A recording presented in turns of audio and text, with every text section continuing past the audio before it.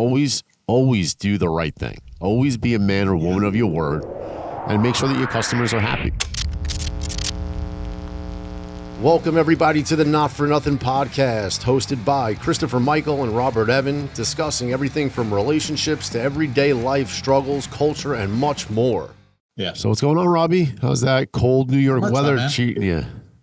Chilly Last night was 29 degrees last night. Yeah, I bet. It was 78 degrees here last night.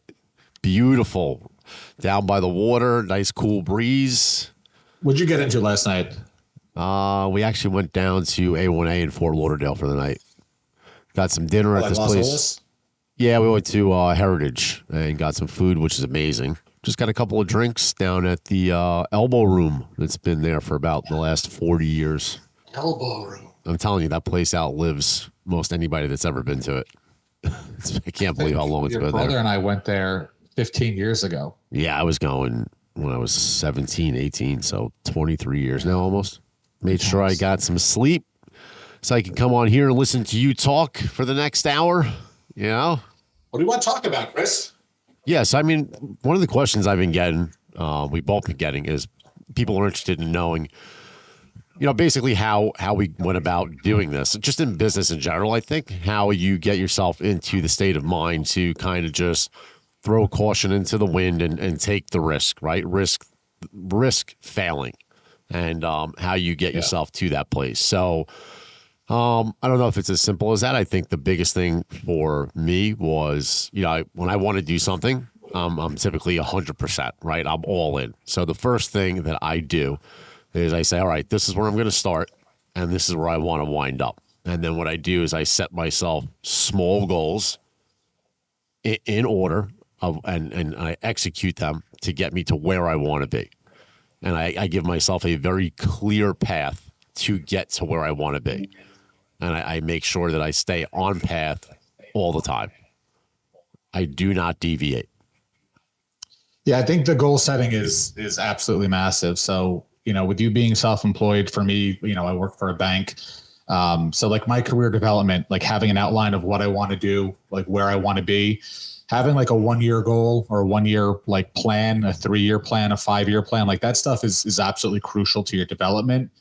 And I think like if you take a step back and you say you're 25 years old, it's not to say that you're going to be doing this, you know, you have to have a plan until you're 65 and you retire. Like that's not the case. But having like that 1-year plan, okay, I'm here now. Where do I want to be? And then essentially just creating like tangible things that you need to do to get there. But yeah, I think that goal setting, knowing what you want to do, where you want to be, and how you need to get there, whether you work for a company, whether you're self-employed, whether you're starting a podcast, having goals of what you want to do is vital. It is like number one to me. No, it is. And you need them. I mean, without them, it would be disorganized. Yeah, you got to stay organized in everything that you're doing. And, you know, as far as my advice to people who are going into business for themselves, you got to take big risks sometimes. And if you're not willing to take those risks, it's going to be very hard to achieve a certain level of success. Now, mind you, I would not recommend people kind of just putting everything on the line if they're not in a position to do it. If you have a family and you have kids and, you know, you could potentially bankrupt yourself or put yourself into destitution, then you need to be smarter about it. And you probably can't take the same risks as somebody who's on their own, where it's just them, their life, no family, no one to take care of, because you can put a lot more on the line and say, you know what, fuck it. If it happens, if I fail, I fail. You know, you always want to proceed with a level of caution depending on your circumstance in life. But yeah, with big risks comes big success, and making sure that you stay on that clear path to get where you need to be, not let anything get in the way of it, and just keep executing. Execution of your goals is everything when you're trying to achieve something. If you believe in what you're doing, if you believe in yourself and your ability to get things done, if you have the work ethic, then you need to have faith that you're going to be able to achieve that. And self-belief is very important. You need to know that you can do it. You need to be confident in your ability to get it done. And as long as you have those things, you just lastly need to be willing to take the risk. If you're willing to take the risk and you do what you have to do, you'll achieve success. Even if it's not the highest level of success, you're going to achieve success in what you do. That's a scary thing, though, for a lot of people taking that risk. And you brought up a good point in regards to having a family, having children, having a spouse, having, a mortgage, having financial obligations versus not. It's a big thing. But, I would implore anybody that if you have a dream, if there's something you want to do, there was, who was it? That country singer, Jelly Roll? I don't know who that is, actually. I'm not a He's big like, country guy, like a heavy set guy, tatted up, but he's like a sweetheart. But I think he just won Artist of the Year or Album of the Year at the Country Music Awards. Oh, I might have actually seen a clip. His speech was awesome because he's like, I'm 39 years old. It's never too late. Like, if you're going to do it, do it. And I remember there was another clip too, where it was like Samuel L. Jackson got like his first movie break at like 45. Right. Vera Wang like designed her first wedding dress when she was in her like all this fun stuff. Oprah was fired from her first job. So like, you're going to have these, setbacks. Don't be deterred. It's not easy. Nothing is easy. No, it's not. Nothing worth doing is easy, and you can't have success without failure. You have to. You're gonna have to fail to be successful, or at least achieve a certain level of success, because you need to learn from mistakes that you make. I'm just thinking, have you had an experience where you failed, like doing something for the first time?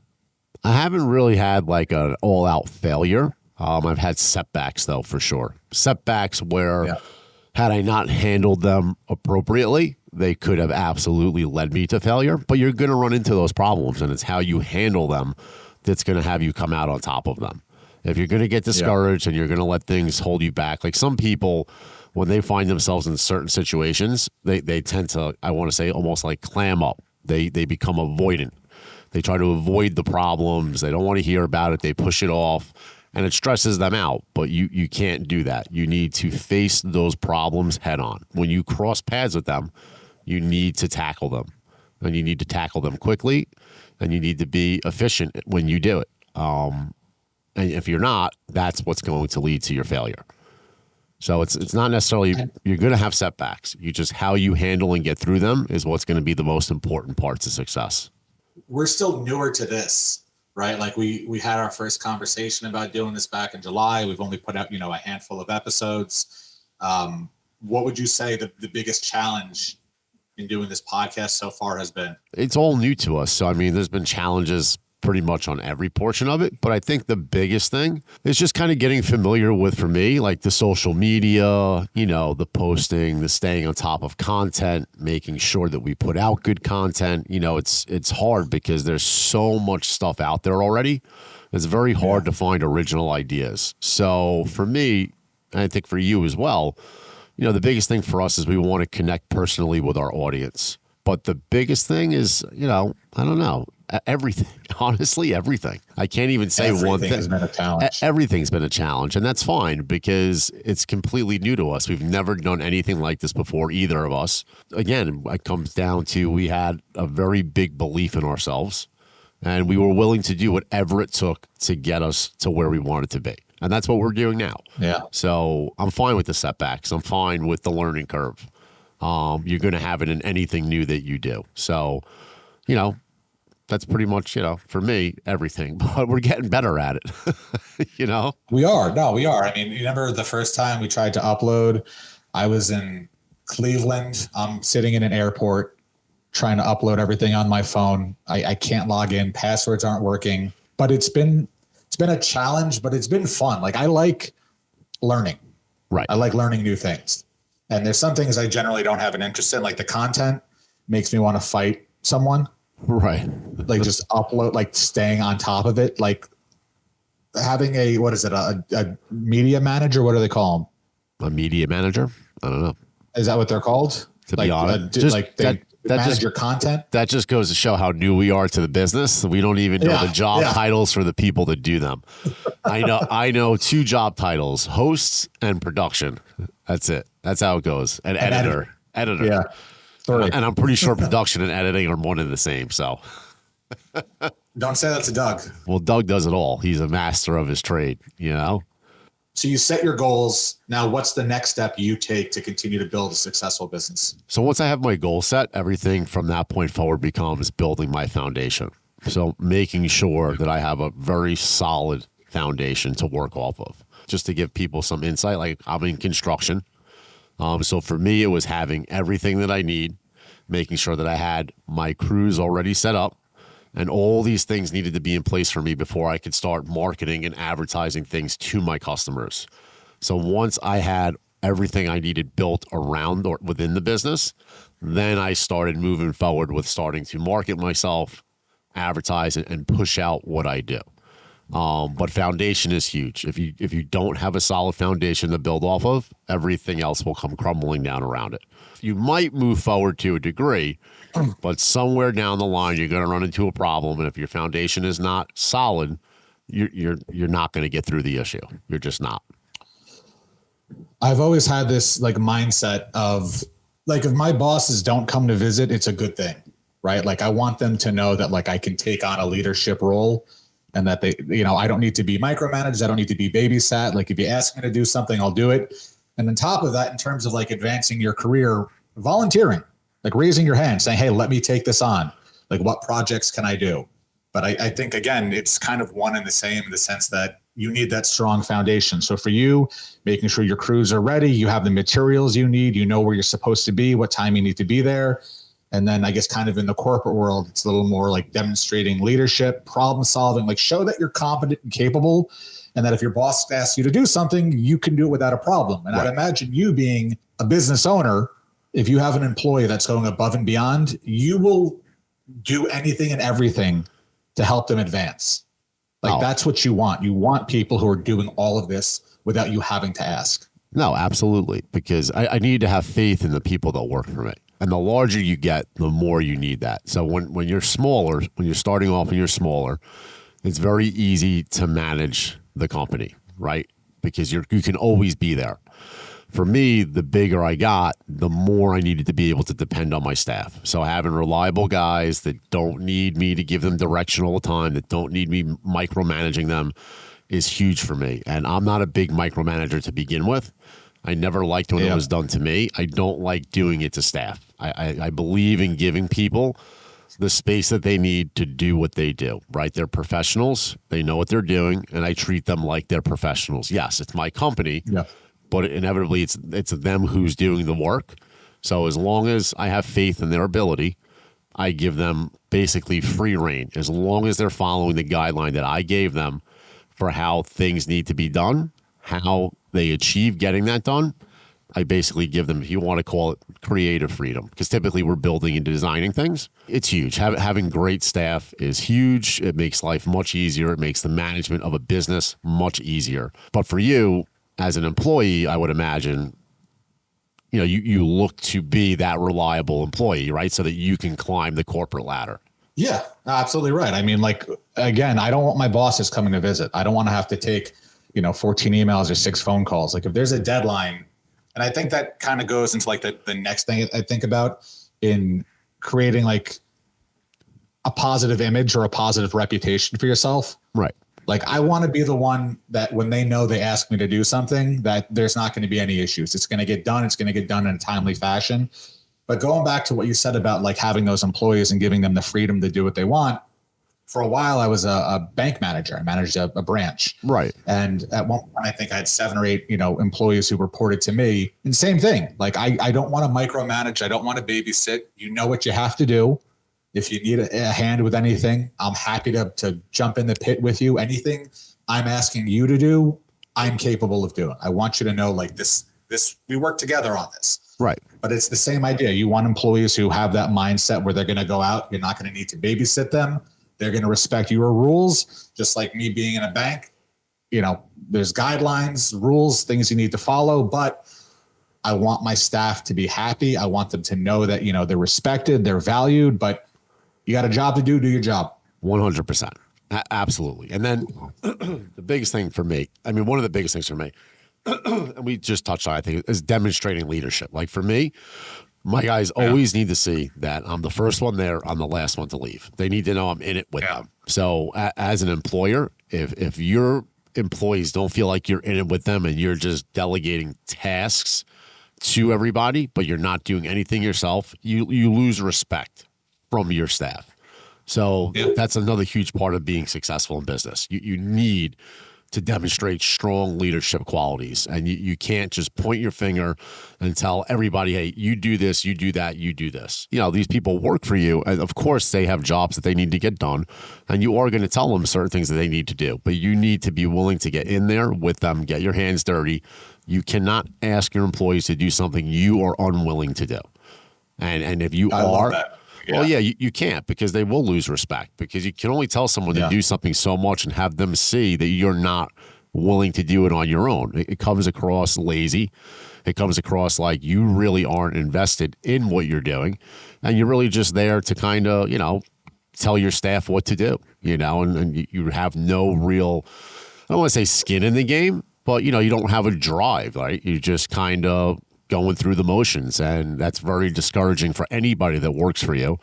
And it creates like a sense of bitterness, you know, like, because people they do, like, staff, I don't want to say staff count your money, but they know, like, they have an idea of the money that you make as the owner of a business, or if you're higher up in the corporate ladder.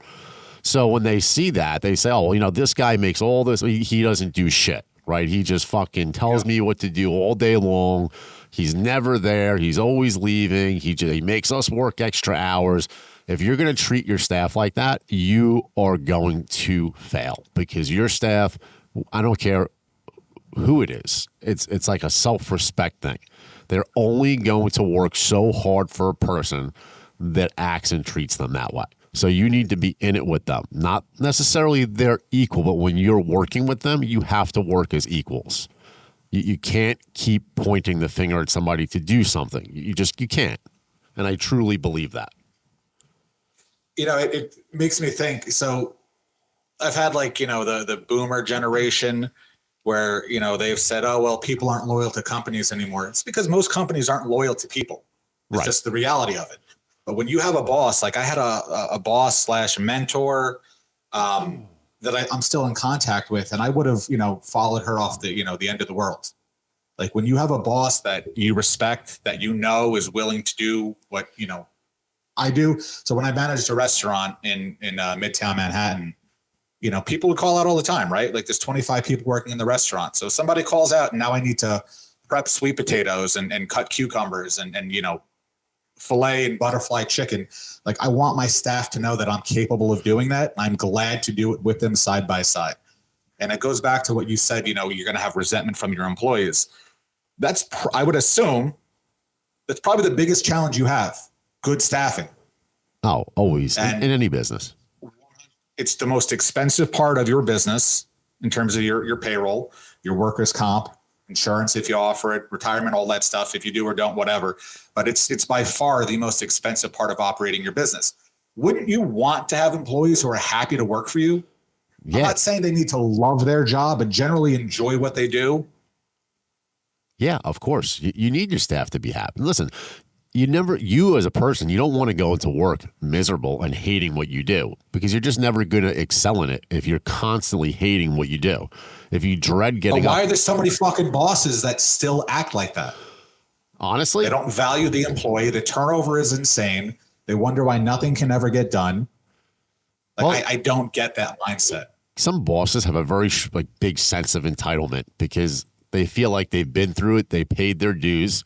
They made it up the ladder, or they got to a certain place of success, a certain point of success, and they just don't have to do it anymore. Now they feel like everybody that works for them is just there for them to, you know, basically serve every need that they have, and they don't have to do shit. And to that point, another thing that a lot of employers do is you get greedy. And some of these guys they don't pay their staff well. Like, yeah, you can't be greedy. You need to make sure that your staff comes in, that they're happy, that they are well paid, because if you're doing well, you know, you need to pass it down. And I'm telling you, any company that has a staff that can say, I love my boss, I love what I do, I promise you that company will be far more successful than a company that has people that say, I fucking hate my boss. This guy's a dick. This woman's an asshole. I hate going into work with her every day. I hate waking up for work every day. There's just no way you can possibly grow to any serious level of success when the people that run your company for you have that feeling every single day they walk into work. No way. Yeah, I mean, you want to have, again, like go into like the positive reputation. Like you want to be known for, integrity, reliability, professionalism. Like you want to be that guy. You want people to look up to you. You want to be able to support it. But it still blows my mind, Chris, that today you hear these horror stories of, my friends, a lot of friends that I have. I hate my boss. I hate my job. It's not easy, right? Because going back to what you said earlier, if you're pigeonholed, if you have a family, it's not that easy to get a new job, especially if you're kind of, up there in the corporate world. The higher you get, the fewer positions there are, right? Like every company only has one CEO, one right. CFO, one COO. There's not a million positions. It's not an entry level thing. So if you get to a point where you're advancing your career and you don't like the people you're working for, you feel that you're not being respected, it's tough, man. It's a tough gig. You want to enjoy it and like your job. I do, at least. Right. I generally like what I do. I like helping small business owners. Like it's a very fulfilling thing for me. But I've been in jobs where I've hated my boss, and my boss was condescending. She was rude. She was dismissive. There's another restaurant I worked at in college, and I remember having anxiety going to work. Yeah, like legit anxiety. Yeah, that's the worst feeling in the world. Speaking of restaurants, and I was just a fucking bartender. Yeah, the restaurant business is tough. Management restaurant business is tough. Most of those guys, depending on what generation of that business you grew up in. Like for me, my management teams were extremely tough. Now, don't get me wrong. Yeah, some of them were straight dicks. But I'll tell you, man, through those experiences with guys like that, it taught me a crazy work ethic because these guys are so ruthless. Not to say that they were right for what they did, but you develop a very thick skin. And you learn real quickly how to work and how to work efficiently because you knew if you didn't, you're going to get your fucking ass chewed out. Today, everybody's got to be handled with kitten gloves, dude, or they'll walk out. And I don't necessarily agree with that part of it either. Like, there are employees out there who have senses of entitlement that they should not have. Okay? They feel like, and I'm not saying you should ever be disrespected by an employer, but you still work for somebody. And at the end of the day, you need to show a level of respect to that person. They need to show the same 100%. To you. But some of these people, if you even say something that they deem even slightly, I don't even want to say disrespectful, just something that they don't like or agree with, they're calling out. They're calling the labor department or they're filing a complaint against your business. Yeah, they're going to HR. Like, it's like, on that side of things, it's a little ridiculous. And so to the point of business, being in business today, that's become much tougher. Now, fortunately for me, I'm very good to my staff, but in today's generation, you walk on eggshells sometimes because you need to make sure that you don't cross a certain line. And I'm not even saying an aggressive line where it's just you look in and say, oh, you were wrong. Like you should not have said that to your employee. I'm saying it could be the smallest thing today. And you'll have employees walk off jobs, walk out of restaurants, walk out of anything that they're doing. And the reality of it is it wasn't even something that shouldn't have been said. They're just so fucking sensitive today. And they have such this crazy sense of entitlement that it's just how they act. And I can't, it baffles me. That's the hardest part for me with staffing. And I'm pretty easy. But that's why it's really hard to find good staff today because nobody wants to work the way that they used to work. They just don't. I don't know if you noticed that in your business, but for me, I've noticed that over the last 3 years, it's taken a dramatic turn.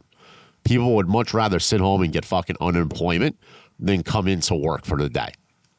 Seriously. Well, you saw it with the pandemic. And I mean, like I had mixed feelings about it at first, restaurants are a good example because restaurants really obviously suffered during the pandemic. Right. And you saw some of them were doing like the takeout only. Yep. But then I had like this weird, like mixed feeling about it because let's just say, the government was essentially paying you to stay home. Right. And then there was a stimulus on top of that. So let's just say you're a single mother, you got a kid, you're going to go into work in a restaurant that's probably, reduced by 70, 80% in terms of the patrons going. And, maybe when you were a server or a bartender, you used to make 300 a night. Now you're maybe making 100. Right. So like there's those one-offs, but it's few and far between.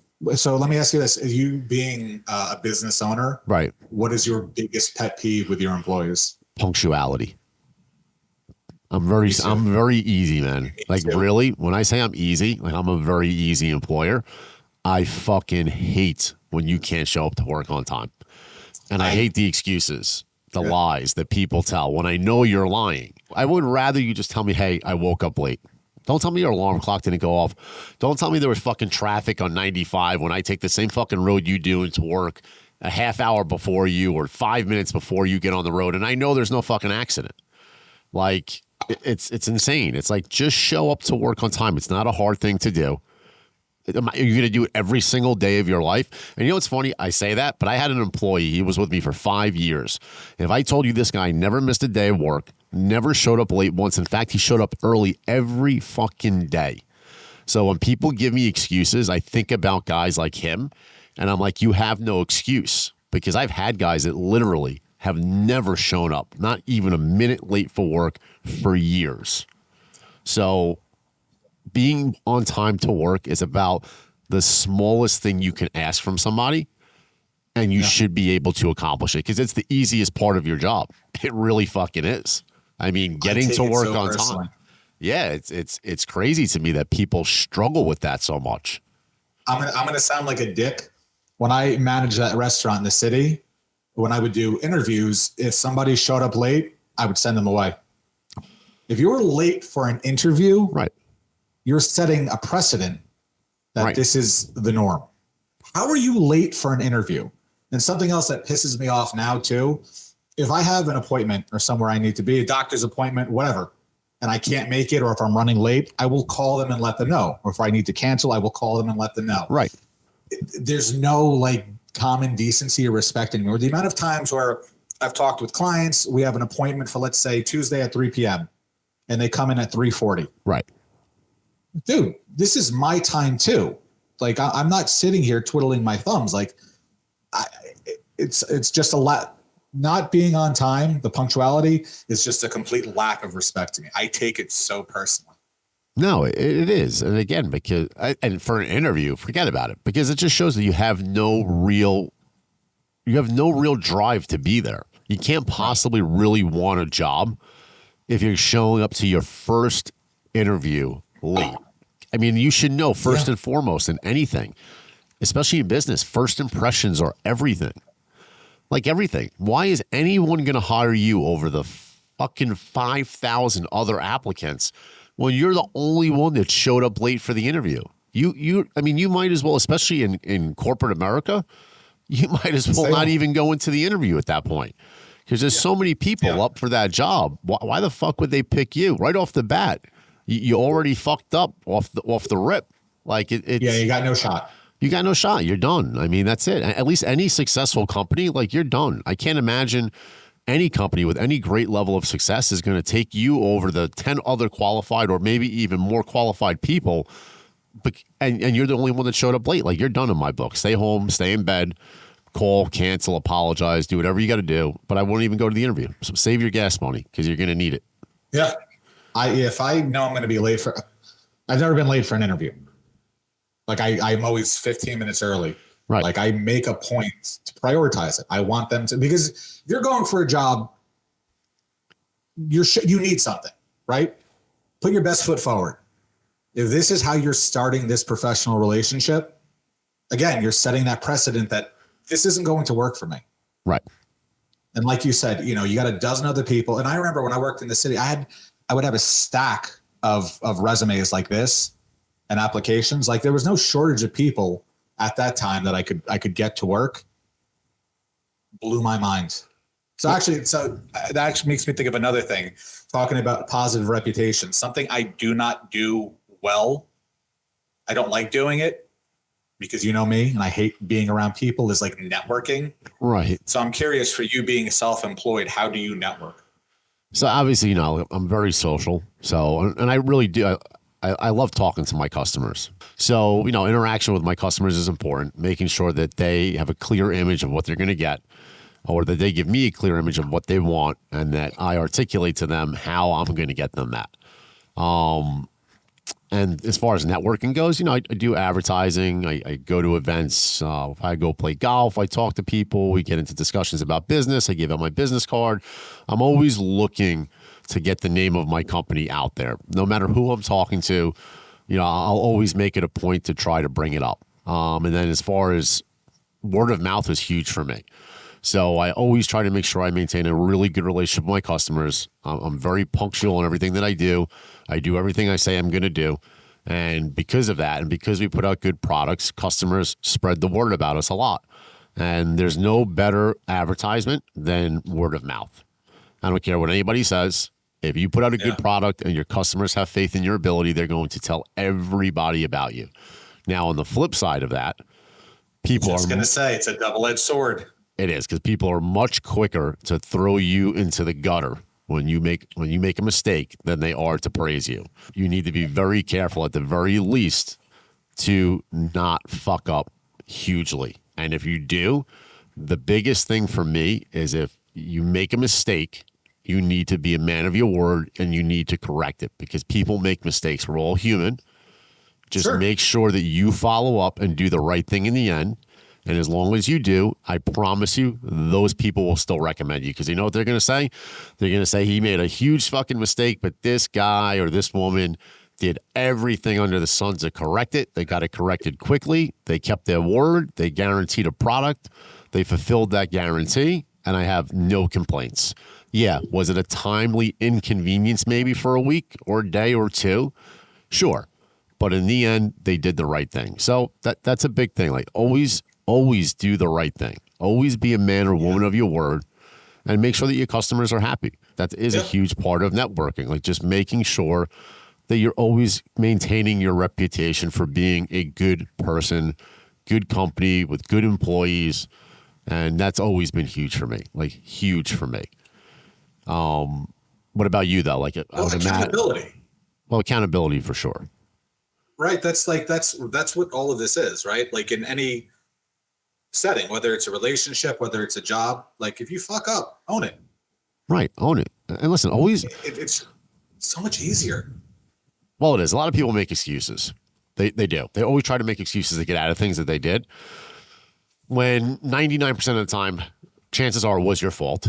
And you should, like you said, you should just own it, because people will respect you more for it.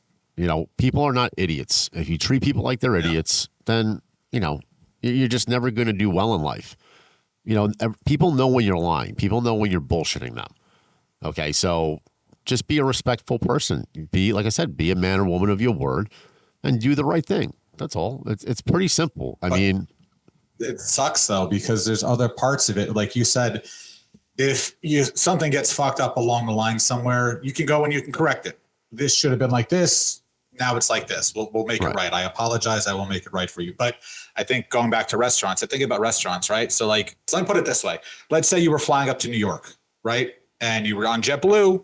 It took off on time. It landed on time. The plane didn't crash. They didn't lose your bag. Are you going to tell anyone about that? Like that's what it was supposed to be, right? Like that's what you paid for. Right. But people are so quick to complain now, where if you sit on, the tarmac for 10 minutes, it's like the worst fucking thing in the world. And I feel so bad for some business owners now, again, not shitting on social media, but like Yelp and things like that. I think it's helpful in a way, because it can, hey, this was the experience I had, and you're entitled to your own experience. Like that's totally fine. But when you see people go on these rants, tearing apart restaurants, I feel like sometimes they're completely unfounded, and it can really harm a business, because that word of mouth goes both ways, right? For better and for worse. It does, but it spreads far further for worse. It really does. Bad press spreads a lot quicker than good press, and that goes for anything. People love to complain. They do. People love to complain, and I'm not knocking people. Some people have genuine complaints, and they should voice those complaints. But some people just don't like the way you handled something, or they wanted something and you refused it, and they're going to destroy you for it. Always tread lightly, and just listen. Always treat people with respect. If you respect them, always remember the customer's right. In most cases, if they're being disrespectful to you, that's different. But when it comes to something they want done or something that they need, they're always right. That's it. It's a service you're providing. It's definitely the world we live in. Right, for sure. I mean, it's always been though in any business. That's the first thing you hear when you're in business. Remember, the customer is always right. And I believe that, aside with the exception of them demeaning or degrading somebody that works for you or being completely out of line, there should never be any pushback toward customers and the things that they need or want. You're there to provide them a service, and you provide that service. That's all. You're not there to right. You're not there to push back on their wants and needs. Right. You can make recommendations. You can tell people, hey, I would do something this way, or I recommend this. But as soon as they shut it down, that's it. It's done. You move on. Yeah. It's either I'm doing your project, you're paying me. Right. If you don't want this, fine. If you want that, fine. Yeah, no, absolutely. But a lot of people struggle with that too. So, I think a lot of it's like adaptability. So you have a lot of people who might be doing something, for 20 years. Like, let's just say one of your employees, maybe they've been doing, construction, specifically pools and pavers. They've been doing it 20 something years. You need to be able to ebb and flow. And I noticed in my experience that a lot of times with older employees, it becomes more difficult because they've been doing something a certain way for so long. right. And I see it not just with employees, but with business owners as well, where, they started from nothing and now they built themselves, a nice business, nice cash flow, nice revenue, very comfortable quality of life. And there are things that, a bank can offer, right? Solutions that a bank can offer, but they don't want to do it. They don't want to adapt. Like I jokingly call them dinosaurs, Right. because they cannot change. You're referring but I to think customers? Customers and employees. Okay. You see it with employees where, if you have an older employee who's been maybe a banker for 20 something years, it's difficult because they like to coach them. Like you feel like you can't motivate them. You feel like they're going to do it their way, even if there's ways where you can improve the process. So I think about you being a business owner. And if you have an employee like that, like how do you coach to that? Like how do you, end of the day, it's your business, right? Right. How do you coach to that when somebody's stubborn? Well, I mean, it all depends. There's different personality types have to be handled different ways. So first off, you need to identify who you're dealing with, right? The type of personality that they have and how they're going to receive information. So that's key to anyone who's kind of stuck in their ways, right? You need to be able to figure out a way to get your point across to them in a way that they're going to absorb it. So depending on who I'm dealing with, sometimes I'll make compromise. I'll say, listen, maybe let's try it this way. We could try it your way. Let's see how it works out. And then let's try it my way. Like if someone's really stuck in a way of doing things, I'm very big on that because it gives them the opportunity to see both processes side by side. It lets them do what they want to do. Right. And then basically I'll say, now do it this way. And let's see which way comes out better, which way saves more time. So I'm willing to look at your point, but I need you in turn to look at my point. And then in the end, we'll come to an agreement. And I do. And that some people might say, oh, well, he's the employee, but that's not how I treat employees. I listen. You just gave the best answer possible. Yeah. I listen to everybody. Compromise. Like, look, maybe the way you're doing it is better than the way I do it. Like shit. Like I've always had this mindset of when you have somebody like that and they're not willing to learn or embrace change or adapt. Right. Like why? Yeah. Well, change is tough for people. I think change is tough for most people. But if you ask any CEO, any person in, an executive position, they will be the first to tell you that they learn something every day. If they go to a meeting, they want to take at least one thing away from that, one aha moment, if you want to call it that, like one situation where like, oh, wow, like I never thought of it like that. Oh, wow, that might work. Oh, wow, let's integrate this. And this is, top level executive CEOs, like people so if they can still learn, you can still learn. Absolutely. Listen, the key to being an owner or employee and higher up the chain in any business is you need to be willing to learn, and you need to understand that you're never going to know everything. You should always be trying to learn and improve your skill set in anything that you do.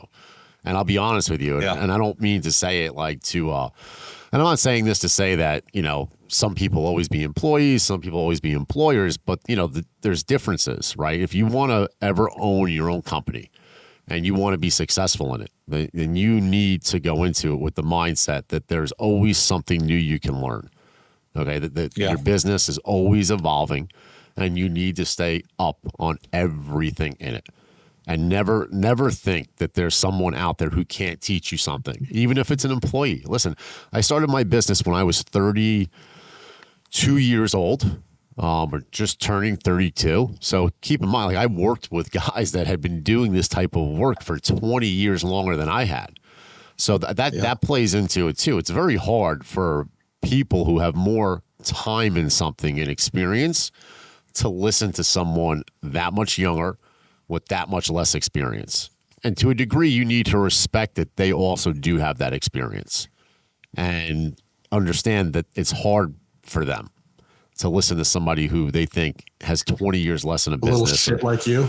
Yeah, well, exactly. That's how they look at it, right? And you need to understand that that's how they're looking at it. Now, I'm not saying that they're right, Yeah. but it plays into how you handle that person. Because if you can't identify why they're coming from a certain place, then you can't resolve the issue. There's just no way you can. So that's why I'm very big on compromise. That's wonderful. I think it's absolutely wonderful. You get the best of both worlds because maybe you learn something, Right. maybe they learn something, but it shows that you're willing to work with them. And that's what you want with a boss. Like that's what you want from somebody who's employing you, that you're valued, your ideas are heard. Like that's a huge thing. Right. One thing I wish that more people did, and I did this just kind of by accident, but like embracing opportunities to kind of learn and grow. So when I started at my current company, I was doing I was a licensed banker, and I fell into a position where I transferred branches so I could be closer to home. And there was a manager opening, like a branch manager, which I really had no desire to do. Right. And I actually initially said no, like I just, this isn't what I want to do. Right. But then I was like, you know what? Like I want to learn and grow. Like, let me get out of my comfort zone. Let me see what it's about. And it was a great segue. So I just think it's for whether you're an employer, whether you're an employee, whether you're a business owner, whether you work in corporate America, I would urge anybody and everybody just embrace those opportunities to learn and grow. Get out of your comfort zone, try new things, say yes. It's not the end. It's as I'm getting older now too, for me personally, like you start looking, like I remember when I was 21, 22, I graduated college. Right. And like 10 years was so long. Right. You're 22, like 10 years prior to that, you were 12, you were a kid. Right.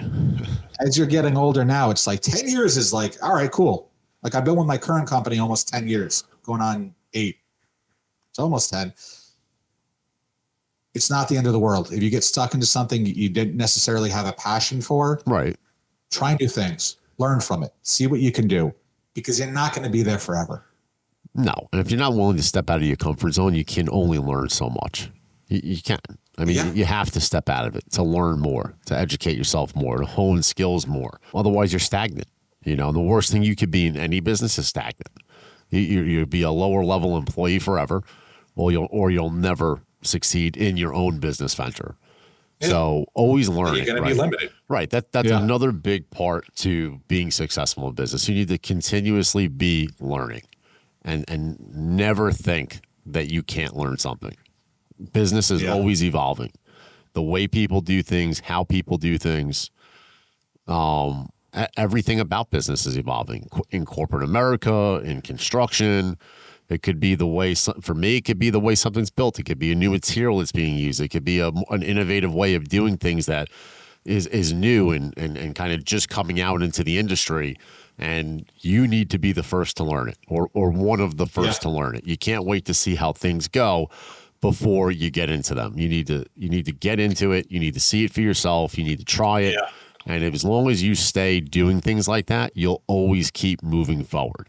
If you stay stagnant and you refuse to continue to learn, then you can only excel so much. You're gonna be stuck. Yeah, how could you I'm not? I'm curious to know, with you were 32. Yeah. You have no background in construction. Yeah. No background in building pools. No. So how did you get into it? Did you have a mentor, not even in the same field, or anyone that you kind of look to for advice or guidance, even if it was your mother, your father, a family friend? Did you have anyone that you could kind of reach out to in regards to that? Everyone in my family, except for one of my uncles, was basically in corporate America, or they, my Uncle David was a dentist. My Uncle Anthony actually worked for the railroad. So nobody in my family actually did that. It's like I'm a big numbers guy. So it was at a time I was in my early 30s, right? Started the company at 32, was around 30. And I started dating my fiance, who was my girlfriend at the time. She wound up becoming my fiance. And for me, the biggest thing was I needed to start focusing on stability for the two of us. And basically, what I did was I started looking for businesses that I could buy. It wasn't even a pool company at first. So I got into it by doing service first, which was basically servicing pools, cleaning them, vacuuming, chemicals, stuff like that. So I bought a route that gave me a set amount of income every month. So I knew what my bills were every month. I knew how much I needed to earn. And I didn't want to have to grow something organically from the start. So I bought an already successful pool company that basically covered all of my bills, right? I knew I was going to make enough to get through the day to day so that I can continue to grow. So I bought that company. And then what happened was through doing it, I would work with a lot of guys who would throw accounts my way, people that resurfaced or built pools who did not do the cleaning service. And I used to watch these guys and be like, man, they must make so much money doing this. I got to learn how to do this. So basically what I did was I read books. I went online, I watched videos, and I watched hundreds of them, like hundreds of them. And I sought out guys who were experienced in that field. I put together a solid team once I knew what I was looking at and how things needed to be done. And then I just really dove in. You hear like fake it till you make it. So that's exactly what I did because I really had no experience in the beginning, which you would never have known. I made sure that I was very well versed in it before I went to any customer and tried to sell them a job. And I made sure I had a solid team that could do the work before I went into it. So that was kind of how I broke into it. So it was a natural progression. It was from service to Diamond Bright resurfacing for pools. And then I said, you know what? Fuck it. Let me start learning how to build patios. Let me start learning how to put a pool in from scratch. And I just continued to study and learn. I learned how to do bricklaying. I learned how to build block walls. I learned how to do everything I possibly could. And as I got more and more experienced, as I met more people in the business, I started hiring different guys with different sets of trade skills. And that's pretty much how I built it up. And I was always a big risk taker in my life. I always have been. So I dove headfirst into it all. Always. That's just who I was. It's not necessarily starting the business organically, but you scaled it organically. You started with a pool cleaning company. You researched, you educated yourself, you hired the right people, you branched out, you expanded. So, I mean, I would say you built it organically. It might not have started organically, but you scaled it up to that level. I did. Yeah. I mean, the construction side of it was definitely organic, but I had a foot in the door. So, and that was my intention, to make sure that I had a foot in the door. Like I said, I always set goals. We talked about this in the beginning of the show. Having goals and having a place that you want to get to is important. So I already knew where I wanted to be in business before I got into it at all. And I started by buying a company. And then from that day forward, every year I worked toward doing a little bit more. I added a little bit more to my company, a little bit more this year, a little bit more that year. And I just kept building and building and building till I was able to do it all. And then once I got to that place, I really started pushing it out. And that's how I got to where I am today with it. Yeah, that's awesome, man. You hear that with a lot of successful, small business owners. Essentially, it's a similar story, right? Like, I had the one client who, husband and wife, they had nothing growing up, both of them. And now, they have a bunch of real estate, apartment buildings, retail, but they built it up little by little. And going back to the goals, like you just referenced, the idea is you're not going to grow 30, 40% annually year over year. Right. It's not sustainable. No. And there's a very real thing for small business owners where you can get too big too quick. You see it now where if someone goes viral on like TikTok or Instagram, right, for like, let's say they have whatever, the fucking mom and pop hot sauce company. Right. And they go from doing 100 orders a month to doing 2,000 a month. Right. Like that can really be detrimental to your business because now you can't fulfill those orders. Now you look like your company's, not capable of doing a good job. Right. So you can get too big too quick. So scaling it the way you did, having those goals of saying, look, I'm here. Our bills are covered. We're comfortable. We're not struggling. Everyone usually wants more. I know I do. But you scaled it up the right way. You did it little by little in incremental steps and put the right pieces, the right foundations in place. Right. You have to. I mean, the biggest thing, you can never bite off more than you can chew. Now, some people do, like you said, you can get, a little too comfortable, a little too complacent. Company's growing. You see the money coming in and you're like, this is fucking great. Let me just keep taking these jobs. Let me just keep doing this. And aside from the fact that you could burn yourself out, if you're not equipped to handle that workload, it becomes a problem quick because it only takes for my business, you fuck up one big job, it could be a $50,000 mistake. And let me tell you how much that sets you back. So, luckily for me, I've had one that was maybe like an $8,500 repair that needed to be done. It's just, an honest mistake that one of my guys made. And, but that was small and I was able to manage it because of how you said, how I scaled it up. Now, had I just kept biting off more than I could chew, forget about it. I could have had 3 or 4 of those stack up on top of me. The next thing you know, I'm operating in the red. And once you start operating in the red from a place of desperation, you're done. I mean, it's very hard to get back on track from that for most people. And if you happen to come out of it on the other end, believe me, it's not easy. And it's the last place that you want to find yourself in any business. Yeah. You don't want to have to take a job out of necessity. No, or desperation. And like you said, if you're scaling too quick, if you're, taking on too many jobs and then all of a sudden one person quits, one person gets injured, one person retires. Right. Now you're not fulfilling those jobs. Going back to what you said earlier, word of mouth. Now you look like your company's, you guys are supposed to be done with this job 2 weeks ago. You guys are supposed to be here at 9. Now guys aren't coming till 1 because they have to cover other jobs. Like it can spiral quick. Oh yeah, absolutely. Listen, once you're underwater, it gets worse fast. It does. It really does. It's not like you can slowly progress up, right? But when you start going down, the fall is much greater than the climb, and it usually happens much, much faster.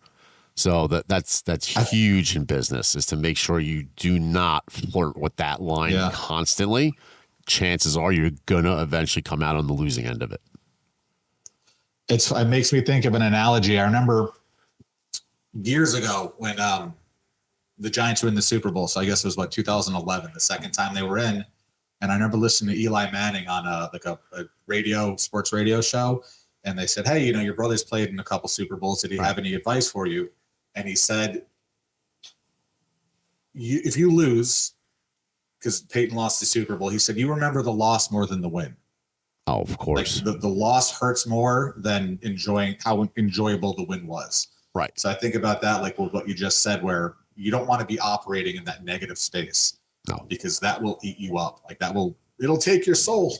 Well, it does. If you're an employer, if you're a business owner and you're scrambling and you're short staffed and you're taking on jobs and now people are complaining, like it's hard to get out of that. Like that's like a whirlpool. It's a slippery slope to get out of. No, it is.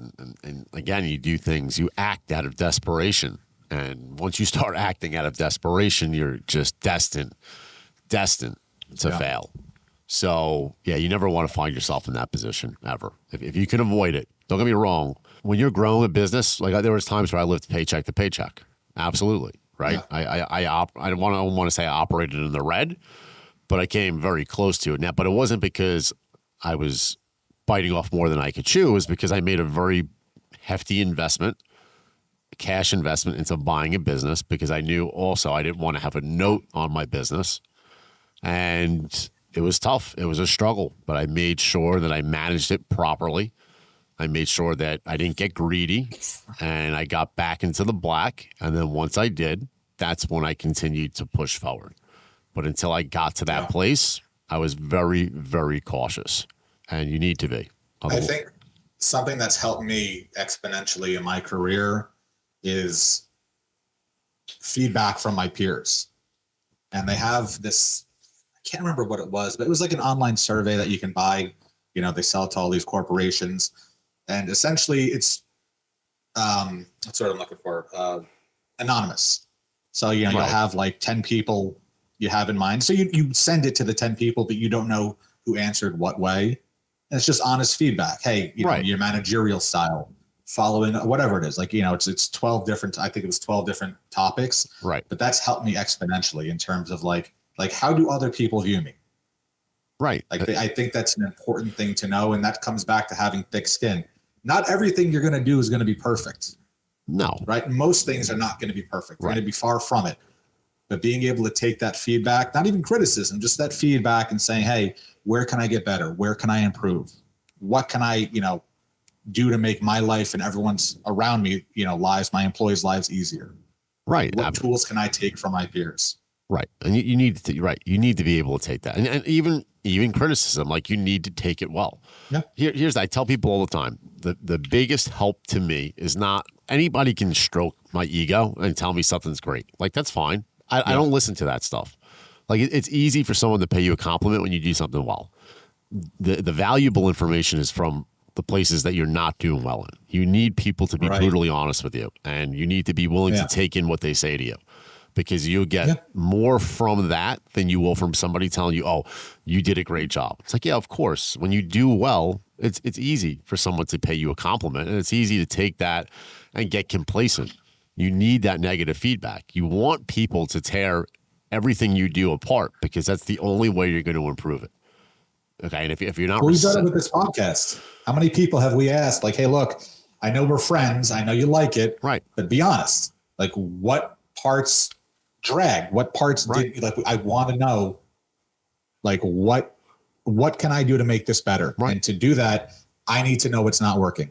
Yeah, I tell people, right? I tell people, if we suck, you need to tell me we suck. And then you need to tell me why so that I can improve it. Otherwise, we're doing this for nothing. Bad feedback is extremely important. You need it. It's the only way you're going to grow, only way you're going to learn from your mistakes, and it's the only way you can improve. So be receptive to it. That would be my advice to people in business. Take the bad as well as you receive the good, because that will help you exponentially. It's critical, man, because like, how do you fix something if you don't know what's broken? Right. Like, it's not really a feasible thing to do. You need to know your areas of strength. And again, like you said, everyone loves being complimented. I know I do. Right. Hey, good job. Hey, you killed that presentation, whatever. A little pat in the butt. Where I'm not good. Get out there, kid. Go get him. Little pat on the tush. Little pat on the tush. I need to know what I need to get better at. I need to know where my weaknesses are and what I can improve. And I think that's a good mindset to have, again, corporate America or, a business owner. Yeah, it is. I need to know what I can do better. You do. And you need to understand, and you need to be able to admit to yourself that you're not perfect and that you are going to make mistakes, and that you need to be able to take those criticisms. You have to. Like, you just have to. You can't think you're perfect. You can't think you know it all. And if you're going to go into something with that mentality, well, then, just don't expect to succeed. You had mentioned something earlier. You were talking about like kind of industry trends and technology and best practices. Right. So like, if something new comes out, you don't want to wait 2 years while, your 6 competitors are doing it already. Like, you want to be on the forefront of what's happening. You see it with doctors all the time, right? If there's new technology, right, and they can use it to, like, it's a big deal. But aside from kind of like the continuous learning and staying up on industry trends, I know in my line of work, there's constant classes and continuing ed that I need to take, like to retain licenses or not even just general product knowledge, like things I need to do. In your world, is it like that as well, where you need to constantly go with licensing, or not too much? No, not to that degree. For us, like I said, it's mainly keeping up with new trends, new ways of doing things. It could even be just a new material that they come out with or something, a more efficient way to do it, a better practice. To say, I guess, but that's where improvement in a company like mine takes place. The continuing ed, for licensing, stuff like that, short of something dramatic changing that you need to know. It would never be to the degree that someone in your position would be in. Definitely not. It's my least favorite part of my job. Yeah, I'm sure. Who wants to go Like sit in I class? passed the exam 10 years ago. Like, why do I need to keep practicing the exam? It's fucking Google. I can get all the answers right on the Google box. Yeah, I think they Like, it's all right there. I think they like to do it to make sure people stay sharp. Yeah, I get why they do it. And, you know, you're dealing with people's money. So, you know, they want to know that you're Right. not an idiot. Right. So, like, I get the point of it. They want to know you're not going to lose it all. Yeah. Oh, I mean, you think about it. I mean, like in my job, and I say this to like it blows my mind that I work in corporate America because blows my mind too. it blows everyone's mind. And I tell them I work as, you know, like in commercial banking, Right. but I'm so direct with clients, and, you know, money's a big deal, man. Right? Yeah. Like your family is, for most people, family, health, money. Yeah. Like it's a big deal. So I get why they have all the training and everything. Something I've also always said to clients too, you know, in regards to like technology that's coming out, industry trends, things that can make their business easier. It's time or money. I say that all the time. Right. Time or money. You're going to get fucked one way or the other. Right. So if you're in your office every Friday doing payroll Right. for 20 employees, you know, 4 hours every Friday, you could spend 16 hours a month, or you could go to a company like Paychex, Right. or ADP, whatever, pay them whatever, $200. Right. So it's $200 or 16 hours. Like that's how I look at most things now. Time or money. It's going to be one or the other. Of course, because your time has value. You know, you got to see. Right. It's got an intrinsic value to it. Right. You need to see where that time is better spent. And you really need to say, am I losing money? Right? Spending $200, or am I gaining money by having that 16 hours available to me to do something else? More times than not. Right. You can reinvest it into the business. You can be with Right. family. Right. Because I don't have to tell you, you're a small business owner. Right. When's the last time you worked less than 60 hours in a week? Oh, man. I just Seriously. it's been a long time. I literally just worked 5 weeks straight without a day off. Yeah, I remember. I was down, 2 weeks ago? Yeah, 3 weeks ago? that was, I actually Yeah, jumped you were off. shot. Yeah, I jumped off the job to come down to the studio to shoot. And then I went right back up like 2 days later. Yeah. Listen, to a degree, could you avoid that? You know, where I am now, could I probably back myself out of that kind of time? Probably, but you know what it is? I don't want to say I'm a control freak, but I like to maintain a level of control that I'm really not willing to part with. And primarily because it's served me well, right? It's very hard to put your company in the hands of another person. Now, I can do it to a degree, but it doesn't take much for me to be basically triggered back into, if I do let go of the reins a little bit, it takes a very little event or mistake to bring me back in like full force. Yeah. So It doesn't need to be something massive, a loss of 50K. It could be that the job should have been done 2 days ago. I've made attempts to kind of back myself out of it before. Again, and you know, if any of my guys listen to this, they probably just think, you know, but it's nothing against anyone that's ever worked for me.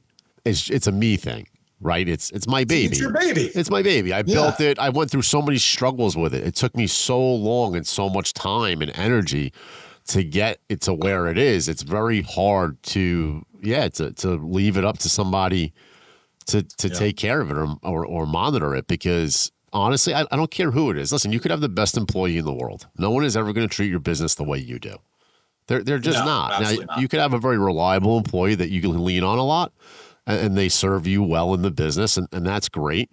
But he doesn't have, or she doesn't have, the time that you have put into it, right? They don't have the same don't have value. the vested interest that you do. Yeah, they just don't. And that's not to say that they won't treat it like it's their own. And when people say that, I don't really necessarily agree that anybody truly does that. Now, they might come close, but it's very hard for someone who doesn't have that time, that blood, that sweat, those tears, that paycheck to paycheck, that huge financial investment in the beginning. It's very hard for them to relate to how you feel about the company. Yeah, they can respect it and appreciate it, but it's not possible. It's not theirs. No, it's tough. You need to have those experiences to really guard something the way an owner will guard their business. You just do. Yeah. because the value you put on it is so much greater. It's just they can follow an outline you give them, sure, but they're not going to see every little thing. Yeah, it's not the same. No, it can't be. It's not possible for it to be. No, it's not. And again, that doesn't take anything from great employees that are out there. They're employees that run entire companies, huge, massive companies, male, female, all of them. And they do phenomenal work doing it. And I'll still tell you to this day, the owner will do a far better job. If they're invested in it and they're hardworking, they're proactive in their company, they're always going to see something that someone else doesn't. They're always going to see a room for improvement where someone else doesn't. And that's why they are who they are. That's why they're the owner of the business. That's why it's as successful as it is. And, you know, that's just the reality of it. But that's fine. It's not a discredit to anybody running it. No, but the financial aspect of it too, it's not just, you know, ensuring your income. Like if you're self-employed, you know, chances are your Social Security is going to be minimal, assuming it's even there when we retire. Right. If you're not funding your own retirement plan, there's no 401k. I mean, you could have your own retirement plan as a business owner, but like this is, you know, this is your baby. Yeah. So, you know, what are you going to do? Is the plan to continue to grow it? Are you going to sell it? Like what happens when you turn 60, 65 and you want to retire? Like what position are you in? And to your point, you could have amazing employees, but they're not paying for your retirement. And so it's not possible for an employee to have the vested interest that the owner of the business has. Right.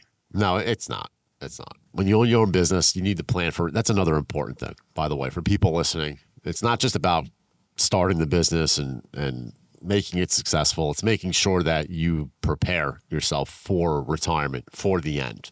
Yeah. Because you don't have a 401k, you don't have any of those things, and you need to make them for yourself. So investing your money, saving it, you know, being smart with it throughout the course of the company's history is extremely important. It really is. And those really good years you have, you can't take them for granted. You need to do what you have to do with that extra money you made that year, with those higher profits you made. You need to take them and you need to do something with them. You need to invest them. You need to prepare yourself for retirement because you can have slow times. That's the other part about being in a small business. Okay. It could be there one day and it could be gone the next. So don't think that it's always going to be the same forever. Don't think because you made $1 million one year, you're going to make $1 million the next year, because the chances are you're not. You know? Said it earlier, like, you know, not every year is going to be, you know, 40% returns. It doesn't work that way. One year you might have that. And the next year you might be down 30%. Right. Or we might have a fucking global pandemic. Right. Which and you could lose your business. You from operating your business for the better part of 6 months. Like, you know, it's difficult because like when that happened, and I remember like talking to my staff, and my bank at the time was doing the unemployment cards for the state. Right. And we'd get people coming in and they would be, you know, they were a little nasty, but I remember at the time telling my staff, like, look, just kind of count your blessings. Like you get to come to work every day. Your pay is not going anywhere. We're not shutting down. Like you're good. These people who are coming in, like they don't know how they're going to buy groceries. They haven't worked in 4 months. Yeah. So just, you know, be grateful for what you have. I think that's another huge thing, you know, more. You're good. Advance, grow, learn, get a raise, get a promotion, but be grateful for everything you have while you have it. Yeah, no, you do. I mean, then if the pandemic doesn't show that to you, then I don't know what does, because there's a lot of people that lost a lot of their businesses. And I'll tell you, they were probably having the best years of their lives right up until that pandemic. You never know what's going to happen. You don't, especially when you're in business for yourself. You never know. Who would have ever thought in a million years that pandemic would have happened? Nobody would have. Think about every person who opened up a new business at that time, that year, restaurant, bar, anything. They were ruined, right? If they invested everything, they were ruined. Another piece of advice that I'll give that I think is important is you should never leave yourself in destitution to open up a business. You cannot go into a business and bankrupt yourself to do it. You can't do it. You can't operate from that position because you are already starting in the red. You cannot go into a new business that way. So if you are going to have to sink every penny that you have into something, and you are going to literally be broke by the time that company opens officially. You have to either downsize it or just not do it until you're in a better state. Now, I'm not saying that you can't take the risk, but you need to make sure to a degree it's a calculated risk. You can't start yourself behind the 8 ball. Now, people do it, but very few people come out on top of that situation. So don't look I wish I had stats on this, like businesses that don't succeed. And I'm sure different industries have different percentages, but I can't tell you. Why don't we pull that up, actually? Let's pull up a stat. Let's see how many businesses succeed in their first year. I can tell you a lot of businesses go out in their first year. Yeah, look that up, Doug. How many businesses fail within the first year? So that's pretty crazy. So over 18% of businesses, all businesses, fail within the first 12 months. 1 in 5 businesses are predicted to fail within the first 18 months. So that's pretty crazy. So 20% of businesses fail within the first year and a half, generally speaking, not just restaurants. That's all businesses. So I would guarantee restaurants is so much higher. Oh, it's definitely higher. But yeah, let's see that. Let's see how many restaurants fall within the first 12 months. Yeah, I'd be curious to see. It's got to be. Wow. So 60% of restaurants fail within the first 12 months.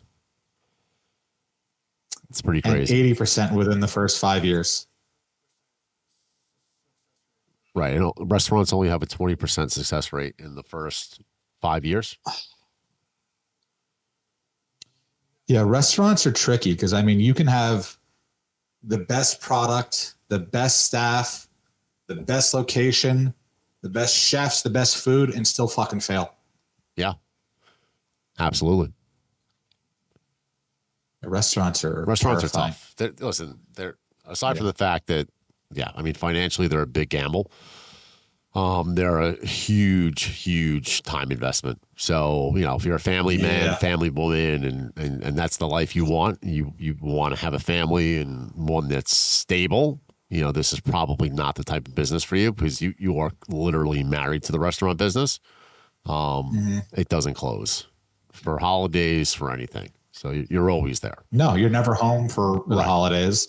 It's 24/7. I remember when I was in the restaurant in the city, it's 22, 23 years old, and I was doing no less than 70 hours a week. And I was burnt after like 6 months, completely burnt. And I remember saying to myself, if I feel like this when I'm 23, like how sustainable is this? Oh, yeah, for sure. I mean, listen, don't get me wrong. It takes a certain type of person, for sure. There are people that do it and do it very well for the entire time that they have it. But again, that's what they do. They eat, breathe, and sleep that business. And usually they're happy to do it, which is why they can sustain it for so long.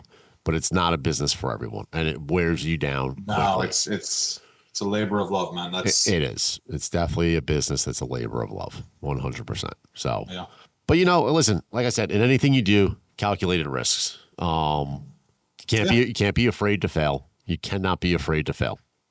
Chances are you're going to fail throughout the course of opening up any business. Now, it might not be a complete failure where you go under, but you're going to have failures. You need to learn how to overcome them and continue to strive forward. You just have to.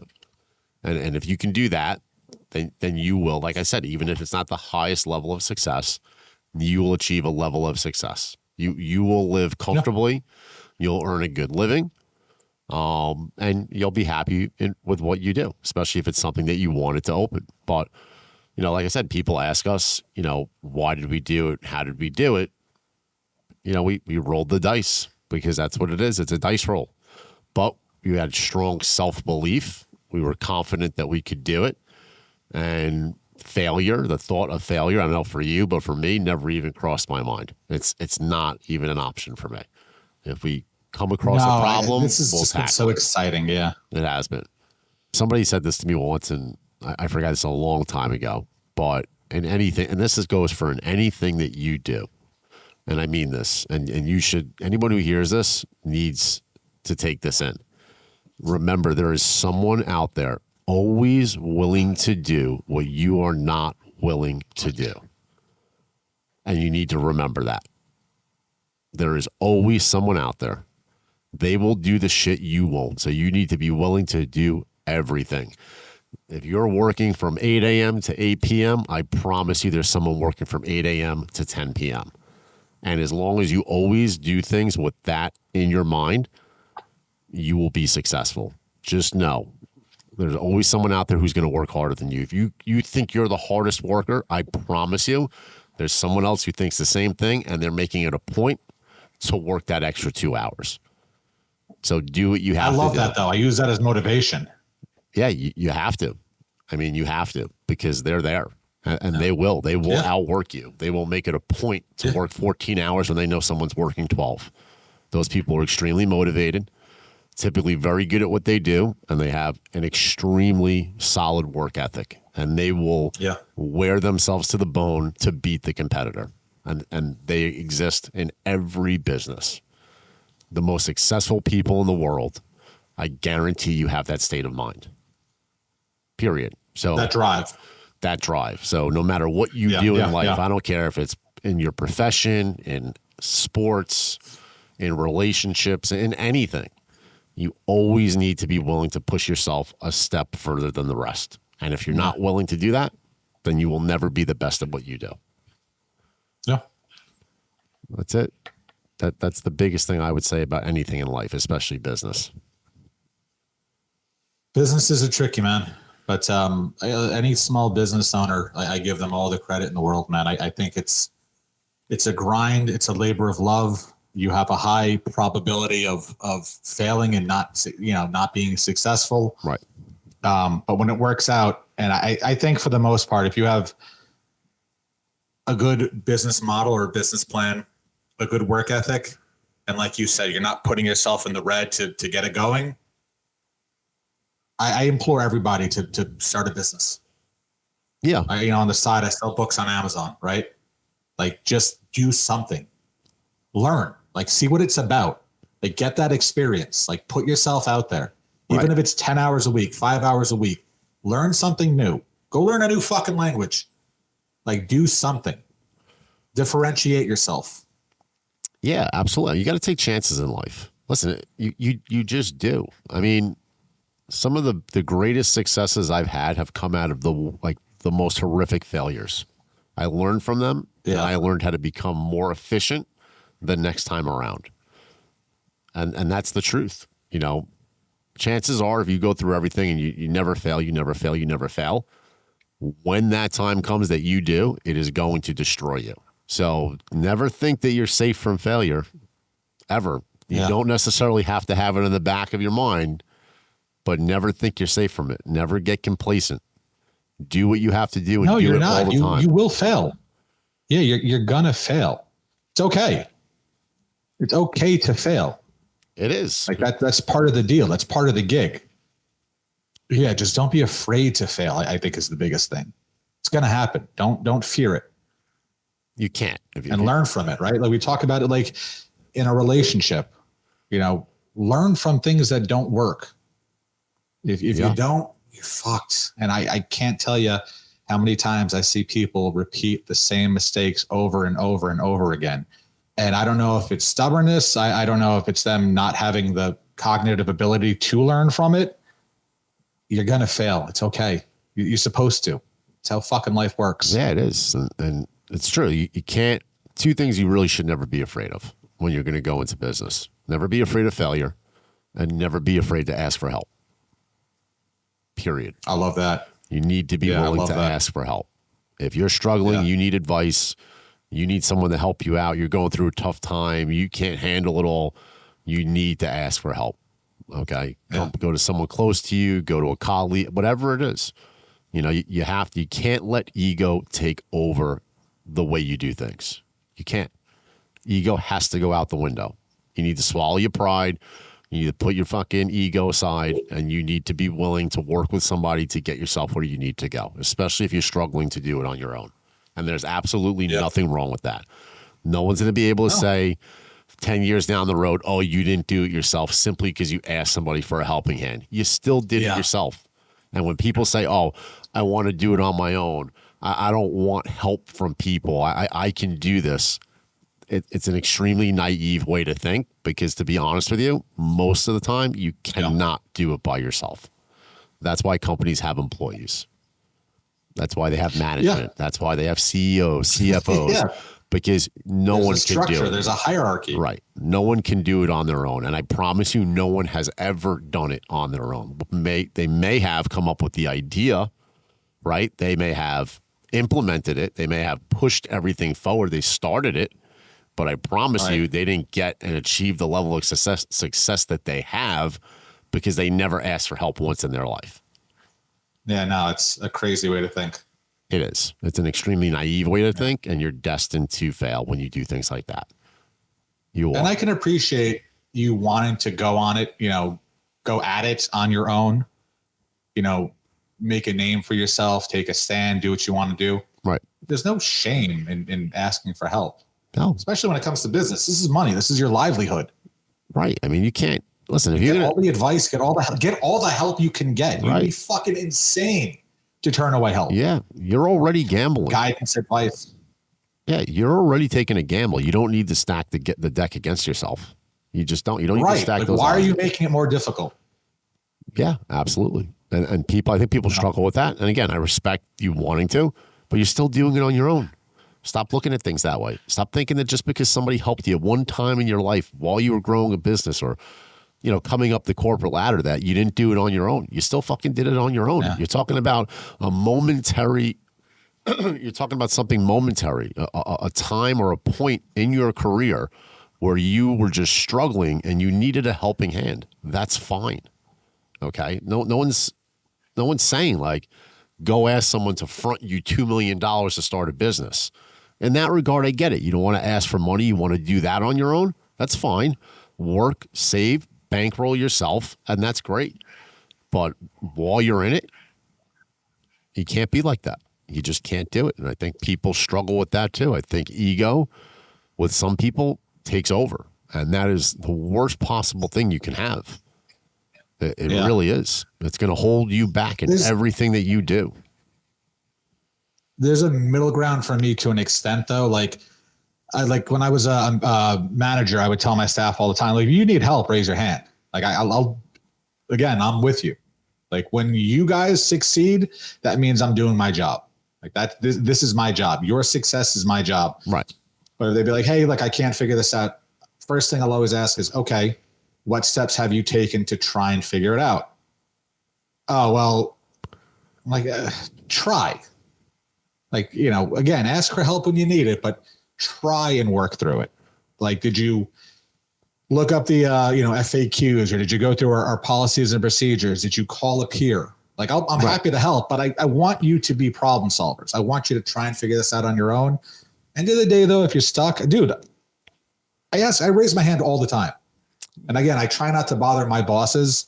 Like, I want to show them that like I'm self-sufficient. I can work through it, but there's something I can't figure out. I'll call another manager. When I was a manager, I'd call another manager. Say, one manager, Rob, who I'm close with, also Rob. Right. Hey, I can't figure this out. Like, what are you doing to work through this? Or, hey, I'm struggling in this area. How are you finding success in this? It's fucking great. Yeah, for sure. Listen, I'm not saying You're that. telling me what works. You always have to try things for yourself. I mean, you can't just ask everybody all the time for help. I mean, I'm not saying that. You have to be willing. You have to try things first. You don't just you don't just surrender to every single thing that gives you a little bit of resistance. I mean, you try it. You try to work through it. That's how you learn. But like you said, if you get hung up, if it's really becoming a problem, then you ask for help. But first you got to try to do it on your own. You got to try.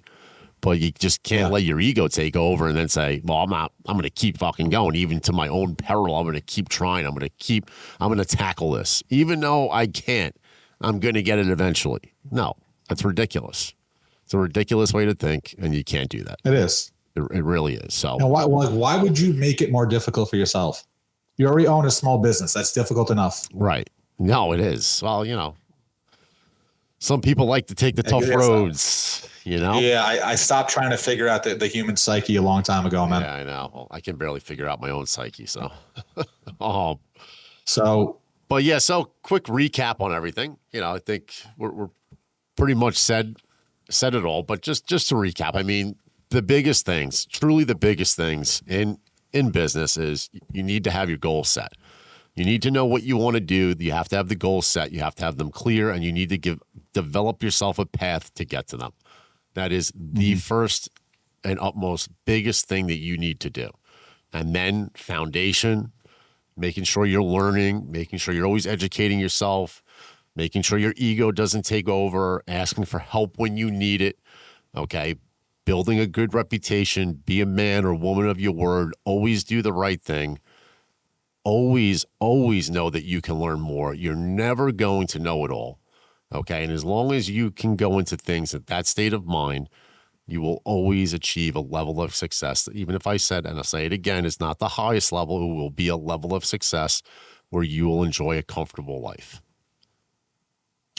Yeah, I think those are, so you have essentially clear goals, strong foundation, like strong reputation, or build a positive reputation. Be adaptable. Right. Be open to new things. Don't hesitate. If you can get a mentor, someone who, even if they're not in the same field as you, but just someone you can ask work advice, life advice, career advice. Even if I have one person who I still turn to, she's in a completely different field. Right. She was my boss at one time, but I still value her opinion. Right. So if you can get a mentorship or have a mentor, someone you can rely on, someone you can ask, tough questions regarding your career guidance, like I think that goes a long way. It does. Be adaptable and get help. Raise your hand. Yep. Absolutely. That's what a mentor is in a lot of ways. It's help. Yeah. Someone to teach you and guide you. You need guidance, especially if something's new to you. So, but I think that's it.